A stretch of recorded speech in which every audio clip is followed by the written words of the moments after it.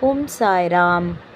சாயப்பாட்ட போய், சாயப்பா நான் உங்களுக்கு இப்படி பூஜை பண்ணேனே, இப்படி கும்பிட்டேனே, இதெல்லாம் இப்படி நீங்கள் சொன்ன வழியெல்லாம் கடைப்பிடிச்சேனே, சத்சரிதம் படித்து அனுபவமாக உணர்ந்தேனே, இதெல்லாம் செஞ்சும் ஏன் என்னை கஷ்டப்படுத்திக்கிட்டே இருக்கீங்க? இப்படி தானே நீங்கள் கேட்குறீங்க சாயப்பா கிட்ட. இதுக்கெல்லாம் அவர் இன்னைக்கு விடை தர போகிறாரு. என்னன்னா, அடுத்த நிலை பக்தியான தியானத்துக்குள்ளே வாங்க. அப்போ தான் நமக்குள்ளே இருக்கிற அஞ்ஞானம் போய் ஞானம் பிறக்கும். அதாவது கூர் உணர்வு திறன் வரும். விழிப்பு நிலையில் இருப்போம். நம்மளுக்கு யாராவது கெட்டதே பண்ணியிருந்தாலும் அவங்களெல்லாம் மன்னிச்சிட்டு வாழ்க்கையில் ஒதுக்கிட்டு வாழ்த்திட்டு நன்றி சொல்லிட்டு போயிட்டே இருப்போம். எந்த டைமும் நம்ம அவங்களுக்கு மறுவாய்ப்பு, அதாவது துரோகம் பண்ணவங்களுக்கு மறுவாய்ப்பு தர மாட்டோம். இதெல்லாம் தியானத்துக்குள்ளே வரும்போது வரும். சாய்ராம்.